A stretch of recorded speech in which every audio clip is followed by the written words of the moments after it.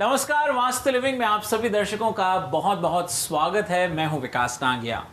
दर्शकों, श्रावण मास शुरू हो चला है। सावन के इस महीने में मिट्टी की भीनी भीनी खुशबू सभी के दिलों में एक ताजगी और उमंग ले आती है। खुशहाली का पैगाम लिए अब से कुछ दिनों के बाद समर खत्म हो जाएगा और फॉल सीजन की शुरुआत होगी। मेरे पीछे आप देख सकते हैं कि एक अपार्टमेंट कॉम्प्लेक्स है, जिसके लिए हम खास अपने स्टूडियो से बाहर यहाँ आए हैं अपनी वास्तु और फंक्शु एक्सपर्ट पल्लवी चिलावड़ा जी से जानने के लिए कि एक आइडियल अपार्टमेंट का वास्तु किस तरह का होना चाहिए। तो आइए, देर किस बात की, मिलते हैं हमारी वास्तु और फंक्शु एक्सपर्ट से। पल्लवी जी, कार्यक्रम में आपका बहुत बहुत स्वागत है। कैसे हैं आप? मैं बहुत अच्छी हूँ। आशा करते हैं कि पिछला ये जो सप्ताह बीता रहेगा बहुत आनंद में, मंगल में रहा होगा। और आप तो खास फ्लोरिडा से यहाँ आती हैं, न्यूयॉर्क, न्यू जर्सी की तरफ। क्या लगता है कि ये जो बरसात हो रही है, श्रावण महीने की जो शुरुआत हो रही है, गर्मी को दूर कर पाएगी? जी, बहुत सुंदर माहौल है। बरसात के सीज़न में हर आदमी का मूड आ जाता है, जिसको भी, कुछ लोगों को तो बारिश में भीगने की इच्छा होती है। जी जी, काफ़ी सुंदर माहौल। चलिए, एक उमंग हमारे में भी है। और फिलहाल जो हमारे मेन में उमंग है वो है इस अपार्टमेंट कॉम्प्लेक्स के वास्तु के बारे में जानने के लिए। हम इस अपार्टमेंट कॉम्प्लेक्स के लिविंग रूम में हैं, जिसको हिंदुस्तान में बहुत से लोग ड्राइंग रूम भी बोलते हैं, गेस्ट रूम बोलते हैं। तमाम चीज़ें जो हैं वो लिविंग रूम में, एक अपार्टमेंट जो 2 बेडरूम का हो या 3 बेडरूम का हो, उसमें ये कॉमन स्पॉट रहता है। फैमिली रूम भी यही कहलाता है यहाँ पर। क्या कहेंगे, ये बालकनी जो है एक सामने एक ओपन ग्राउंड सा है, तो इसको क्या एक पॉजिटिव, हम वास्तु के नज़रिए से अगर देखते हैं तो ये एक पॉजिटिव साइन है? अपार्टमेंट के अंदर जनरली क्या होता है कि वास्तु के अंदर लोगों को ये लगता है कि अगर आपको नया घर बड़ा सा बनाना हो या बहुत बड़ा घर हो तो ही आप वास्तु कर सकते हो, बट ऐसा नहीं है। जगह चाहे छोटी हो या बड़ी हो, यानी कि टाउन हाउस हो, अपार्टमेंट हो या हाउस हो, वास्तु आप हर जगह पे किसी भी जगह का, चाहे रेसिडेंस प्रॉपर्टी हो, कमर्शियल, छोटी बड़ी मेजरमेंट से फ़र्क नहीं पड़ता, बट आप कहीं भी कर सकते हो। जी। हम जिस वास्तुशास्त्र के बारे में बात करें, इसके अंदर वास्तु की कोई पूजा पाठ या हवन के बारे में बात नहीं चल रही है। कंस्ट्रक्शन के बारे में बात करें कि एक आपने जहाँ पे घर बनाया है, अगर उस घर को अपार्टमेंट का नाम दिया जाता है तो उसका मतलब ये हो जाता है कि उसकी जो सीलिंग का लेवल होता है वो आमतौर पे 8.5-9 फीट की, 8 फीट तक की अपार्टमेंट के अंदर सीलिंग बनाई जाती है। जी। वही बात अगर घर में हो जाती है तो 12-16 फीट या डबल हाइट होता है तो ज़्यादा लंबी फीट की वॉल आ जाती है। जी। अभी जैसे अपार्टमेंट का स्ट्रक्चर छोटा सा होता है तो उसमें वास्तु का इम्पोर्टेंट बहुत ज़्यादा इसलिए बढ़ जाता है क्योंकि चीज़ें बहुत नज़दीक होने की वजह से और दिशाएँ तुरंत ही चेंज हो जाने की वजह से कई बार एक ही कमरे में 2 दिशा देखने को मिलती है, या कई बार ऐसा होता है कि किचन पोजीशन और स्टोरेज पोजीशन के अंदर पहुंचते पहुंचते दिशा बदल जाती है। तो कई बार लोगों को लगता है कि मेरे घर का किचन या मेरा लिविंग रूम सिर्फ ईस्ट का बना हुआ हो, बट लिविंग रूम काफ़ी छोटा और मेज़रमेंट कम होने की वजह से ईस्ट के साथ तुरंत ही नॉर्थ आ जाता है, और सपोज़ अगर वो राइट में बना हुआ है तो नॉर्थ ईस्ट तुरंत ही मिल जाता है। जी। फिलहाल यहाँ पे इस घर के अंदर अपार्टमेंट की काफ़ी, यहाँ पे जो सबसे बड़ी एयर सर्कुलेशन और सनलाइट की जगह है वो हमारे लेफ्ट हैंड साइड में पड़ती है, और अभी जिस फेसिंग में खड़ी हूँ वो सामने नॉर्थ पड़ता है। जी। तो मेरे सामने नॉर्थ है, मेरे पीछे साउथ है, राइट हैंड साइड में ईस्ट है और लेफ्ट हैंड साइड में यहाँ पे वेस्ट पड़ता है। तो उसके अनुसार ये जो इन्होंने यहाँ पे अपार्टमेंट के अंदर जो इनको विंड डायरेक्शन के लिए जो मेन विंडो मिलती है, वो पूरा जोन यहाँ से उनको वेस्ट और नॉर्थ वेस्ट की दिशा मिल रही है। आप ये कह सकते हो कि ये घर का लिविंग रूम नॉर्थ वेस्ट का बना हुआ है, और यहाँ से नॉर्थ वेस्ट से रिलेटेड हवा और एयर सर्कुलेशन मिलती है, और वहाँ पे उनके पास एक बड़ा सा पार्क और एक ऐसा हिल जैसा बना हुआ है कि ओपन स्पेस है। जी। तो इनके अनुसार वास्तु में इस तरह की लोकेशन को बहुत ही अच्छा मानते हैं। ये विंड डायरेक्शन भी कोई भी गलत दिशा से नहीं आ रही है, बिल्कुल सही है। वहाँ पे थोड़ा सा हिल का होना वो भी अच्छा माना जाता है। वहाँ पे पार्क बना हुआ है और कुछ और लोगों के घर बने हुए हैं। जी। बट वास्तु के अनुसार अगर आपके घर के लिविंग रूम की खिड़की अपार्टमेंट की बनी हुई हो तो पहले आपको ये देखना है कि वो कौन सी दिशा में पड़ता है। किसी वजह से अगर ये साउथ की विंडो हो और यहाँ से साउथ ईस्ट और साउथ वेस्ट की बनती हो, और आप अपार्टमेंट में रहते हो और आपके साउथ वेस्ट की सबसे बड़ी विंडो हो, तो उसको नहीं खोलना चाहिए, उसको हमेशा ज़्यादातर बंद रखना चाहिए। वहाँ से आने वाला एयर फ्लो पूरे अपार्टमेंट की एनर्जी को इतना दूषित कर देता है कि घर का एटमॉस्फेयर हैवी हो जाता है। बात बात पे आदमी को लेजीपन फील होता है, कोई भी काम अच्छी तरीके से होता नहीं है, हर काम में छोटे बड़े हडल हमेशा रहते हैं, हर काम बहुत ही स्ट्रेस के साथ होता है। फिलहाल इस अपार्टमेंट की खूबी यह है कि यहाँ पे नॉर्थ वेस्ट की विंडो बनी हुई है, तो यहाँ से आने वाली एयर सर्कुलेशन आदमी के दिलो दिमाग को थोड़ा मौज में रखती है, खुश रखती है। और नॉर्थ वेस्ट जो है वो फन से रिलेटेड दिशा है, तो आदमी थोड़ा शौकीन रहता है, रिलैक्स रहता है जी। तो घर के छोटे से लिविंग रूम को ये जो विंडो की पोजीशन है वो 100% वास्तु के अनुसार फेवर कर रही है जी।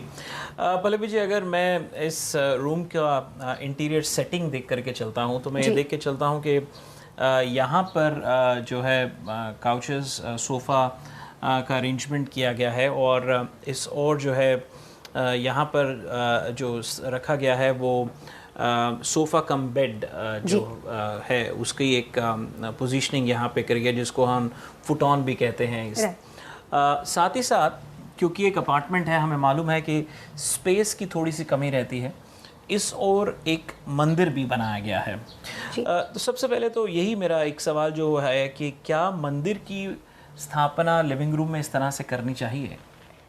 जैसे यहाँ पे घर के लिविंग रूम के अंदर मंदिर बना हुआ है जी, कई बार ऐसा होता है कि अगर घर के अंदर नॉर्थ ईस्ट कॉर्नर सिर्फ यहीं बनता हो तो आप लिविंग रूम के अंदर इस तरह का मंदिर बनाइए जिससे वहाँ पे इनडायरेक्टली एक सेपरेशन बन जाए।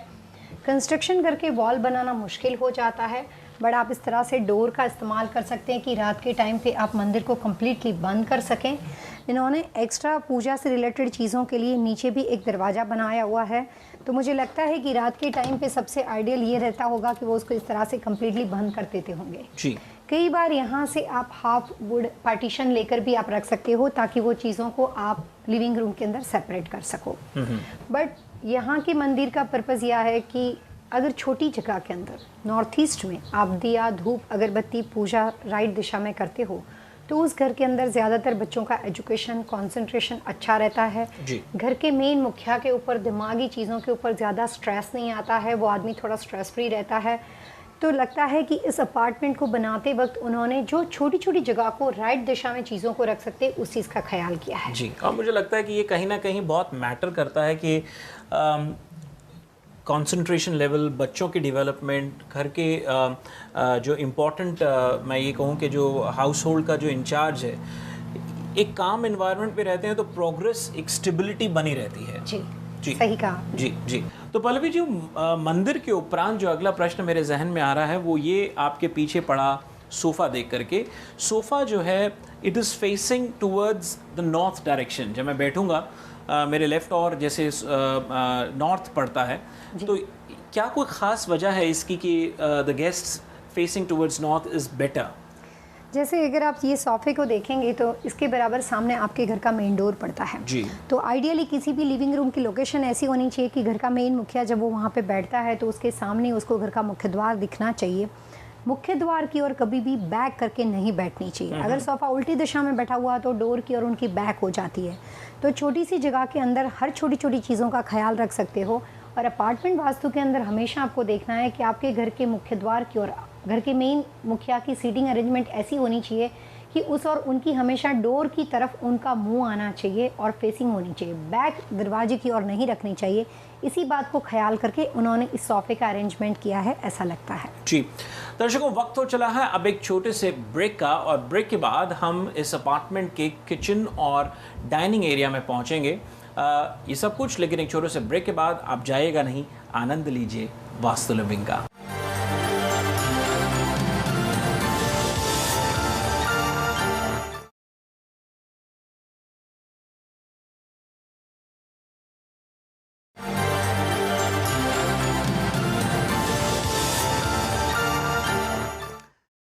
ब्रेक के बाद आप सभी दर्शकों का एक बार फिर से बहुत बहुत स्वागत। मैं हूं विकास नांगिया। दर्शकों, वास्तु लिविंग के इस एपिसोड में हम एक अपार्टमेंट कॉम्प्लेक्स में हैं और इस अपार्टमेंट के लिविंग रूम से होते हुए अब हम आ पहुंचे हैं किचन के अंदर। मेरे साथ हैं हमारी वास्तु और फंक्शुई एक्सपर्ट पल्लवी चिल्लावड़ा जी। पल्लवी जी, हम इस किचन के अंदर हैं और एक अपार्टमेंट के अंदर किचन एक अपनी अहम भूमिका निभाता है। मैं यूँ कहूँ अपार्टमेंट में ही क्यों, हर घर में एक अहम भूमिका निभाता है। इस अपार्टमेंट कॉम्प्लेक्स के किचन को देख करके क्या कुछ आप हमें बताना चाहेंगे? जैसे हमने वास्तु लिविंग के कई प्रोग्राम में बात की है कि घर के अंदर हमेशा किचन की जो पोजीशन होती है उसका एक खास तरह का महत्व है। वास्तु के अनुसार किचन की पोजीशन और उसका जो फेसिंग वगैरह सिस्टम होती है वो दो चीज़ों के ऊपर उसका प्रभाव अच्छा या बुरा देखने को मिलता है। जी। किचन प्रॉस्पेरिटी का कॉर्नर माना जाता है, तो उससे आपको ये पता चलता है कि घर के मुखिया के लिए फाइनेंशियली कंडीशन और प्रॉस्पेरिटी के हिसाब से वो चीज़ अच्छी रहेगी या बुरी रहेगी। दूसरी चीज़, किचन के अंदर हमेशा खाना बनाने के लिए कुकिंग रेंज और गैस सिस्टम का इस्तेमाल किया जाता है। उसकी पोजीशन से हमेशा ये डिसाइड किया जाता है कि उस घर में रहने वाले लोगों की हेल्थ की कोई समस्या रहेगी या उनकी हेल्थ काफ़ी अच्छी रहेगी। आपने कहा कि लोगों का, तो लोगों से मतलब आपका ज़्यादा फोकस जो है the lady of the house who कुक्स, जो कुकिंग करते हैं उनका, या किसी भी सदस्य घर का किचन कभी भी सिर्फ फीमेल के ऊपर इफेक्ट नहीं देता है। घर के अंदर जिस दिशा में खाना बनता है वो खाने वाले घर के हर लोगों के ऊपर, चाहे उस घर में बुजुर्ग हैं, चाहे बच्चे हैं, उनके हस्बैंड, किसी भी सदस्य पर, किसी भी सदस्य पर। वास्तु के अनुसार अगर इस अपार्टमेंट के बारे में हम बात करें तो अभी हम इस अपार्टमेंट के साउथ ईस्ट कॉर्नर में हैं। किचन की पोजीशन हमें यहाँ पे ये देखने को मिल रही है कि सही दिशा में बना हुआ है, फिर भी ये किचन बेनिफिशियल नहीं है, क्योंकि यहाँ पे जो गैस की पोजीशन उन्होंने रखी है और जब वो खाना बनाते हैं तो उनका मुंह साउथ की ओर चला जाता है। तो जनरली अगर आपका किचन सही दिशा में बना हुआ हो और उसके बावजूद भी अगर उसकी फेसिंग पोजीशन, गैस पोजीशन इस तरह की रॉन्ग दिशा में बनी हुई हो, तो कई बार उससे घर के अंदर छोटी मोटी हेल्थ समस्या देखने को मिलती है, जैसे घर के अन्य परिवार के लोगों के लिए पेट, डाइजेस्ट सिस्टम से रिलेटेड, स्टमक से रिलेटेड छोटी मोटी बीमारियों की हमेशा शिकायत रहती है जी। ऐसे घर कभी भी बीमारियों से फ्री नहीं होते हैं, कुछ न कुछ बातें रहती है। उससे सबसे बड़ी बात हो जाती है कि जो फेसिंग खाना बनाने वाली घर की मेन फीमेल्स होती है, चाहे कोई और बनाता हो या खुद लेडी बनाती हो, तो जो अगर साउथ फेसिंग रहकर खाना बनाते हैं तो उनको कई बार कुछ सालों के साथ, जैसे 1 साल 3 साल में ऐसे किचन इफेक्टिव नहीं होते हैं, बट ऑड नंबर के अंदर अगर 5 और 7 साल तक आप ऐसे घर में रहते हो कि जिसमें खाना बनाने की फेसिंग आपकी साउथ की ओर बनती है, तो उनको कई बार सीरियस फीमेल से रिलेटेड बीमारियां होने की संभावना बहुत हद तक बढ़ जाती है। जी, यहीं पे अगर मैं आपसे जो एक प्रश्न मेरे जो जहन में आ रहा था वो ये है कि अगर ये सब कार्डिनल दिशा होती, ये अभी प्रॉपर साउथ दिशा है, लेकिन एक आइडियल दिशा आपने बताया कि east facing is better, but had it been north east और some other sub cardinal direction, फिर क्या कहेंगे? अभी हम फिलहाल साउथ के बारे में बात करें कि इसकी फेसिंग साउथ गलत है। अगर आपका किचन राइट दिशा में साउथ ईस्ट में बना हो, अगर आप नॉर्थ ईस्ट फेसिंग वहाँ पे खाना बना रहे हो, जैसे भी आपने सवाल पूछा वेस्ट फेसिंग बना रहे हो, तो वास्तु के अनुसार हर चीज़ को अलग अलग फेसिंग यूज़ करने से उसकी इफ़ेक्ट बदल जाती है। साउथ फेसिंग और साउथ वेस्ट फेसिंग चीज़ों को सबसे गलत अंदाज से माना जाता है, उसी तरीके से नॉर्थ वेस्ट की किचन भी बहुत ही गलत मानी जाती है। बट अगर आपके घर का किचन नॉर्थ ईस्ट का बना हुआ है तो वो सीरियस हेल्थ इशू क्रिएट नहीं करता है, लेकिन वहाँ पे बच्चों की पढ़ाई में रुकावट आ जाती है, कंसंट्रेशन का अभाव होता है, घर के आदमी भी अपने घर का सामान कुछ रखने के बाद भूल जाते हैं, उन्हें याद ही नहीं रहता कि उन्होंने कल क्या किया था। तो कोई ना कोई तरह की गलत चीज़ें, सही दिशा के अलावा कोई भी चीज़ आप गलत करते हो तो उसका माइनस इफेक्ट अलग अलग दिशाओं के हिसाब से अलग अलग डेफिनेटली होता है जी। तो किचन के अंदर या घर की पोजीशन के अंदर हमेशा ये याद रखना है कि किचन आप सही दिशा में बना दो, इतना काफ़ी नहीं होता है। उसके साथ साथ आपकी गैस पोजीशन, फिर आपकी सिंक पोजीशन, जो कि गैस और सिंक के बीच में कितना डिस्टेंस बनता है, आप जब खाना बनाते हो तब आपका फेस कौन से दिशा में जाता है, उसके सॉल्यूशन के तौर पे आप अपने किचन का इंटीरियर कलर्स के द्वारा, कुछ मटेरियल्स के द्वारा, या फिर खुद पोजीशन को बदल के, जैसे गैस को राइट डायरेक्शन के अंदर कुकिंग रेंज को आप मूव करके उसका सॉल्यूशन आप निकाल सकते हो। जी, तो गौरतलब है दर्शकों के किचन की डायरेक्शन के साथ साथ किचन में गैस स्टोव किस दिशा में है वो बहुत महत्वपूर्ण है कि आप किस दिशा में फेस करते हुए खाना कुक करते हैं, वो बहुत बड़ी इम्पॉर्टेंट चीज़ है। पल्लवी जी, आपने जहाँ एक समस्या सी बताई या एक प्रॉब्लम सी बताई कि जब उसका वास्तु गलत होता है उसका निवारण क्या है, उसका तोड़ क्या है, ये तो समझ आया। कुछ जो समझ पाया, आपने कहा कि कलर थेरेपी एक डिफरेंस लेके आ सकती है। कलर थेरेपी के अलावा कोई ऐसी चीज़ें हैं जो इस चीज़ में, एक ऐसी प्रॉब्लम में, क्योंकि ये प्रॉब्लम अपार्टमेंट्स में तो बहुत कॉमन है, क्योंकि आप कस्टम मेड अपार्टमेंट में नहीं है, ये प्रॉब्लम्स बड़ी कॉमन हो सकती हैं कि किचन की डायरेक्शन सही हो लेकिन गैस स्टोव अपनी सही जगह पे ना हो, तो उसका क्या कहेंगे? जैसे हमने वास्तु लिविंग के अंदर किचन के प्रोग्राम्स के बारे में काफ़ी बातें की थी कि किचन के साथ आप अपना फर्नीचर, आपका काउंटर टॉप, सब चीज़ों का बहुत आपको ख्याल रखना चाहिए। अगर आपके घर के अंदर किचन पोजीशन सही है बट फेसिंग उसकी गलत हो और वो किचन साउथ ईस्ट का बना हो, तो ज़्यादातर जो आप उसके अंदर फर्नीचर वगैरह का काउंटर का जो इस्तेमाल करते हैं उसके अंदर वुडन से रिलेटेड चीज़ों का ज़्यादा इस्तेमाल करना चाहिए। यहाँ पे आप देख रहे हैं इस किचन के अंदर मैक्सिमम वुड का इस्तेमाल किया गया है, क्योंकि हम इस घर के साउथ ईस्ट कॉर्नर में है और इस दशा का एलिमेंट फायर है और उसका सपोर्टिंग एलिमेंट वास्तु प्रोस्पेक्ट से वुड है। फायर के साथ वुड का लेना देना बना रहता है, तो वो दोनों अपोजिट एलिमेंट नहीं है, तो वो उसको ज़्यादा बढ़ावा देता है। यहाँ पे उन्होंने जितना वुडन चीज़ों का ज़्यादा इस्तेमाल किया है उससे मकान की प्रोस्पेरिटी को बढ़ाने के लिए उनको डेफिनेटली फ़ायदा करता है। उसके अलावा अगर आप काउंटर टॉप और कुकिंग रेंज की पोजीशन वगैरह आप देखेंगे तो ज़्यादातर यहाँ पे वाइट यानी कि न्यूट्रल कलर्स का इस्तेमाल किया गया है। Cream colour, of white colour, cream colour और ऑफ वाइट कलर्स। इसके बहुत सारे और भी सोल्यूशन हो सकते हैं, बट ये फेसिंग पोजीशन के लिए, वास्तु दोष के लिए अपार्टमेंट के अंदर इस तरह की किचन पोजीशन में वास्तु के अनुसार कुछ चीज़ों का इस्तेमाल किया जाता है, जबकि आपके फेसिंग को बदलने में वो ज़्यादा सहायक होती है। कई बार कुछ लोगों को गलतफहमी होती है कि अगर उसके मकान की किचन पोजीशन में गैस का फेस साउथ की ओर चला जाता है तो हम वहाँ पे मिरर रख दें। मिरर को रखने से वहाँ से फेसिंग अपोजिट दिशा की उसमें दिखाई देगी।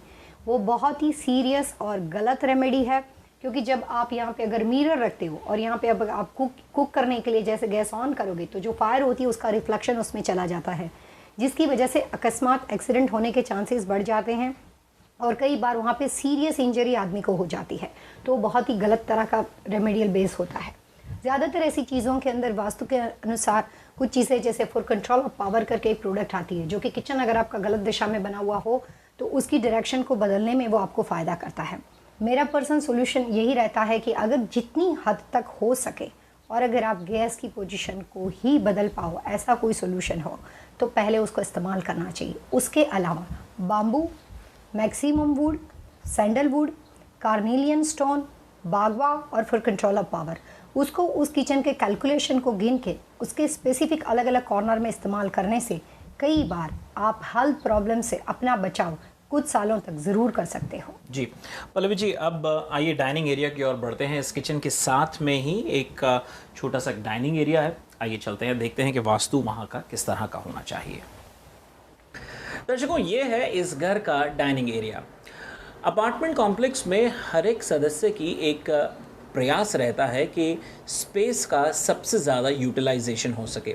लकीली क्योंकि ये जो डाइनिंग एरिया है स्पेशियस डाइनिंग एरिया है, तो इसको मल्टी पर्पस के लिए यूज़ किया गया है।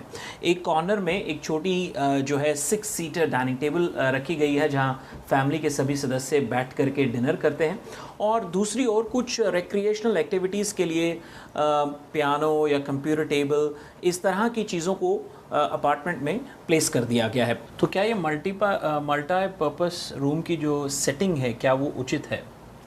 यहाँ पे फ़िलहाल हम इस घर के साउथ दिशा में बैठे हुए हैं। अभी हम साउथ ईस्ट के साउथ की ओर आ गए हैं और यहाँ पे साउथ की दिशा को ध्यान में रखे उन्होंने डाइनिंग टेबल का जो यूज़ किया उसके अंदर आप देख सकते हो कि यहाँ पे ज़्यादातर वुड से फिनिश रिलेटेड चीज़ों का इस्तेमाल ज़्यादा किया गया है।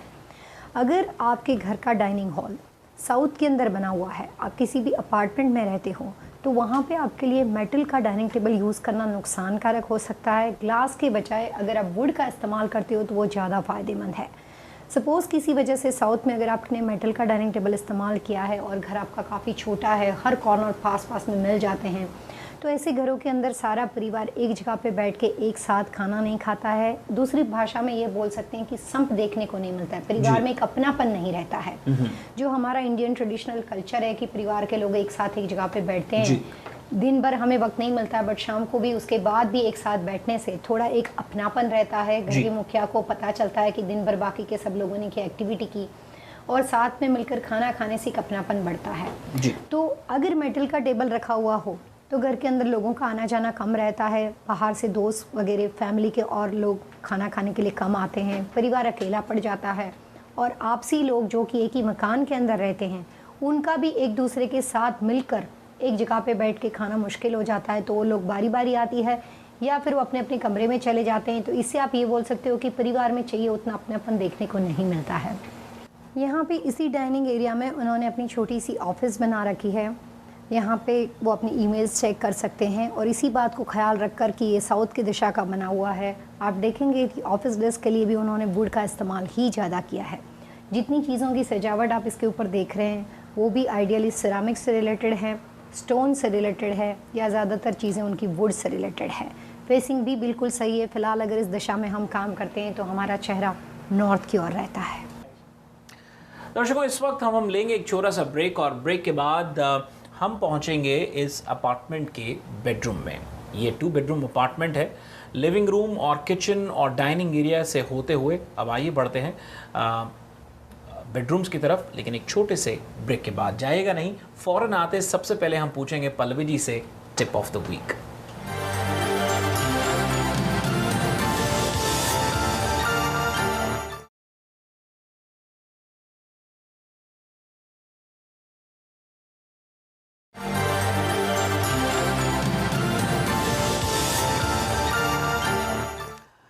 Welcome back. आप देख रहे हैं वास्तु लिविंग और मैं हूं विकास तांगिया। दर्शकों, अब हम आप पहुंचे हैं इस अपार्टमेंट के बेडरूम में और पल्लवी जी से जानेंगे कि एक अपार्टमेंट के अंदर बेडरूम की पोजीशन किस तरह की होनी चाहिए, खासतौर पे बेड की पोजीशन किस तरह की होनी चाहिए। पल्लवी जी, कार्यक्रम के इस पहर में आपका एक बार फिर से बहुत बहुत स्वागत है। इससे पहले कि जो मैंने शुरुआत में कहा कि मेरा कि बेडरूम के अंदर बेड की पोजीशन कहाँ होना चाहिए, उसके बारे में बात करें, पहले बात करते हैं टिप ऑफ द वीक के बारे में। अभी हम अपार्टमेंट के बेडरूम के कॉर्नर में हैं। अगर आपका कोई भी घर वास्तु के अनुसार अपार्टमेंट आपका साउथ वेस्ट में मास्टर बेडरूम बना हुआ हो, तो मास्टर बेडरूम के अंदर आप छोटी मोटी क्रिस्टल से रिलेटेड चीज़ों को रखते हैं तो आपके लिए फ़ायदा करता है। और उसके लिए sleeping position east to west या साउथ टू नॉर्थ होना बहुत ही अच्छी मानी जाती है। कई बार ये बात हर एक के लिए ज़रूरी नहीं होती है, बट ये जो बात ज़्यादातर लोगों को सूट करती है। कई बार पर्सनल वास्तु के हिसाब से ये भी देखा जाता है कि उनके लिए सोने की पोजीशन कैसी रहेगी, बट इस तरह से आदमी को काफ़ी अच्छी गहरी नींद आ जाती है। जी, नींद की बात आपने कही है और उसके लिए बेड की पोजीशन होना और बेड अच्छा होना ये बहुत लाजमी है। बेड अच्छा होना तो उसके लिए तो हम बेडिंग कंपनी वालों से बात करेंगे, लेकिन यदि अगर हम बात करें कि बेड की एक आइडियल पोजीशन कहाँ होना चाहिए, हेडबोर्ड कहाँ होना चाहिए, इसके बारे में हम एक दफ़ा पहले चर्चा कर चुके हैं, लेकिन क्योंकि हम अपार्टमेंट में हैं उसके हिसाब से कुछ बताइए। जैसे इस अपार्टमेंट के अंदर आप स्लीपिंग डायरेक्शन देख रहे हैं जो कि साउथ से नॉर्थ बनी हुई है। सोने वाले इंसान का सर साउथ में रहता है, उनके पैर नॉर्थ की ओर रहता है। अपार्टमेंट के साथ आप यहाँ पे एक ऐसा बिम जैसा शेप देख रहे हैं। कई बार लोगों के घर की पोजीशन ऐसी होती है कि वो बिम के अंदर इस तरह से आधा सा बेड रख देते हैं और जब वो सोते हैं तो उनका सर जो है वो बीम के नीचे चला जाता है। ऐसी व्यवस्था वास्तुदोष माना जाता है क्योंकि सोने वाले इंसान के शरीर का कोई भी हिस्सा बिम के नीचे नहीं आना चाहिए। इस तरह से खास बेड उन्होंने वास्तु प्रोस्पेक्ट से लगाया है कि स्लीपिंग डायरेक्शन सही दिशा में मिलती है और सोने वाले के सर के ऊपर कोई भी तरह का बीम क्रिएट नहीं होता है। उसके साथ साथ साउथ वेस्ट के मास्टर बेडरूम में हम फिलहाल है। साथ में इनके पास एक छोटा सा बच्चा है जो फिलहाल यहाँ पे उन्हीं के साथ है, तो जिसकी वजह से थोड़े बहुत टॉयस वगैरह आप देखते हैं। ज़्यादातर इसके अंदर कोई भी चीज़ कंजस्टेड ना करते हुए सिर्फ बेड की पोजीशन और अपनी आपसी चीज़ों को क्लोजेट में उन्होंने रखा हुआ है। ज़्यादा यहाँ पे बेडरूम में हमें कुछ देखने को नहीं मिलता है। तो छोटे घर के अंदर अगर आप अपना कमरा बनाते हो तो बहुत सारी चीज़ों का इस्तेमाल कभी भी नहीं करना चाहिए। जी, ये बात कई बार इस बात पर पल्लवी जी ने जोर दिया है कि क्लटर्ड नहीं होना चाहिए। कम से कम चीज़ों को, जो इम्पोर्टेंट चीज़ें हैं उनको जो है घर में रखना चाहिए ताकि घर मेरे ख्याल भरा हुआ लगा होता है तो एक पॉजिटिव एनर्जी ब्रेक होती है। पल्लवी जी, मैं देख रहा हूँ कि यहाँ पर बेडरूम में बेड के ऊपर एक अच्छा सा क्रिस्टल स्थापित किया गया है। बेडरूम में इस तरह से क्रिस्टल का होना क्या कुछ संबोधित करता है? जैसे साउथ वेस्ट के मास्टर बेडरूम में हम खड़े हैं और साउथ वेस्ट के अंदर क्रिस्टल का होना इस परिवार के लोगों के आपसी रिलेशनशिप को सॉफ्ट और स्मूथ रखता है। अगर साउथ वेस्ट के मास्टर बेडरूम में अगर आप क्रिस्टल लगाते हो तो पति पत्नी के संबंधों को बहुत गहरा और मजबूत बनाता है। यही क्रिस्टल अगर आप अपने घर के लिविंग रूम के साउथ वेस्ट में लगाते हो तो आपके आपसी रिलेशन जैसे सोशल होते हैं उनके साथ अच्छा रहता है। और अगर आप कमर्शियल के साउथ वेस्ट में क्रिस्टल का इस्तेमाल करते हो तो आपके और आपके एम्प्लॉय के, आपके वर्कर्स के रिलेशनशिप को काफ़ी अच्छा बनाता है। तो यहाँ पे हम ये देख रहे हैं कि बहुत ही सिंपल सा छोटा सा बेडरूम है। ज़्यादा चीज़ों के अलावा सिर्फ एक ऐसा बेड है जो सही दिशा का है, सर के पीछे कुछ भी नहीं बना हुआ है और उन्होंने साउथ वेस्ट के अंदर सिर्फ क्रिस्टल का इस्तेमाल किया गया है। और एक और जो बात अच्छी और गौरतलब रही इस अपार्टमेंट के अंदर आने के बाद हमने पाया कि इधर का क्रॉस वेंटिलेशन बहुत अच्छा है। मेरे ख्याल वास्तु भी इसकी मान्यता देता है कि क्रॉस वेंटिलेशन के साइंटिफिक तो हम जानते हैं, वास्तु के नज़रिए से क्या क्या मायने हैं, क्या क्या फ़ायदे हैं? ये अपार्टमेंट नॉर्थ का बना हुआ है, उसकी ज़्यादातर दिशाओं के अंदर, जैसे कि साउथ वॉल पे, ईस्ट वॉल पे, वेस्ट वॉल पे, ऐसी कोई भी वॉल नहीं है जहाँ पे विंडो नहीं है जी। तो यहाँ पे चारों दिशाओं के अंदर से सर्कुलेशन, एयर सर्कुलेशन एकदम प्रॉपर वे से आता है। उसके अलावा चीज़ों के अंदर सामान की अरेंजमेंट इस तरह से की गई है कि ज़्यादातर आदमी का चेहरा नॉर्थ फेसिंग, ईस्ट फेसिंग चीज़ों में सिटिंग अरेंजमेंट रहे। स्लीपिंग डायरेक्शन को उसके हिसाब से देखा गया है, क्योंकि इस घर के ऑनर का साउथ वेस्ट अच्छा होगा, जिसकी वजह से बेडरूम हो सकता है। बट ये बात हर एक के लिए ज़रूरी नहीं होती है जी। वास्तु में ऐसा नहीं है कि आपके बेडरूम की पोजीशन सिर्फ इसी दिशा की होनी चाहिए। वो इस बात पे जोर दिया जाता है कि आपकी अपनी पॉजिटिव दिशा क्या है, क्योंकि अगर आप कम से कम सोते हो तो भी 7 से लेकर 8 घंटे की नींद होती है। अगर वो चीज़ सही दिशा में हो तो उसका एनर्जी फोर्स और वो दिशा के पॉजिटिव बेनिफिट्स आपको मिलते हैं। आप अपनी लाइफ में सही डिसीजन लेते हो, आपके कामकाज आरामदेह रहते हैं, और घर का मुखिया अपनी लाइफ में कोई भी ऐसा डिसीजन नहीं लेता है जिसकी वजह से फ्यूचर में उसको नुकसान हो या आपसी मतभेद खड़े हो जाए। तो सोने के साथ साथ दिशाओं में सिर्फ स्लीपिंग पोजीशन के अलावा सबसे महत्वपूर्ण है आपका अपना वास्तु, कि आपका बेडरूम कहाँ पे होना चाहिए। फिलहाल हम सिर्फ इसी अपार्टमेंट के बारे में बात करें तो इनका साउथ वेस्ट अच्छा हो सकता है, जिसकी वजह से बेडरूम यहाँ पे बना हो। उसके अलावा जनरली विकाजी साउथ वेस्ट के बेडरूम को बच्चों के लिए बहुत अच्छा नहीं मानते। अगर घर में किसी लड़की का बेडरूम यहाँ पे बनाना हो तो वास्तु के अनुसार साउथ वेस्ट में लड़कियों का कमरा नहीं बनाया जाता है। जी, बहुत अच्छी बात आपने कही पल्लवी जी, इस पूरे मेरे प्रश्न का उत्तर देते हुए कि आपका खुद का व्यक्तिगत वास्तु किस तरह का है वो मायने करता है जी। और इसी पर हमारा पूरा प्रयास रहा है। पिछले कुछ अंकों से हम अपने स्टूडियो से बाहर ऑन साइट लोकेशंस पर आए हैं, रेजिडेंशियल, कमर्शियल। कुछ अंक पहले हमने एक मल्टी, मैं कहूँगा कि मिलियन घर पे हम पहुँचे थे, जिसमें काफ़ी सारे बेडरूम थे, लिविंग रूम, किचन, काफ़ी कुछ स्पेशियस था। और अब हम एक अपार्टमेंट में हैं जहाँ के हम हर स्तर के लोगों के साथ जुड़ पाएँ, यही हमारा प्रयास है। अगले अंक में हम एक नई दिशा, हम एक नए विषय पर और एक नई लोकेशन पर पहुंच करके पल्लवी जी के साथ बातचीत करेंगे। इस बीच यदि आपके मन में कोई सवाल हो, कोई सुझाव हो, या फिर आप चाहते हैं कि हम उनसे किसी विषय पर बातचीत करें, निसंकोच हमें लिख भेजें। हमारा पता है vastu@tvasiausa.com। हमारा फैक्स नंबर है 7326501112। एक बार फिर से नोट करें, vastu@tvasiausa.com, और हमारा फैक्स नंबर है 7326501112। पल्लवी जी, दर्शकों ने खूब सराहा है इस बात को कि हम ऑन साइट लोकेशन पर पहुंच रहे हैं, और पूरा प्रयास रहेगा कि हम आपको जितनी ऑन साइट लोकेशंस पर पहुंच करके जानकारी दें, पूरा प्रयास करेंगे। आपकी ईमेल्स मिल रही हैं, उनको हम अगले अंक में ज़रूर शामिल करेंगे।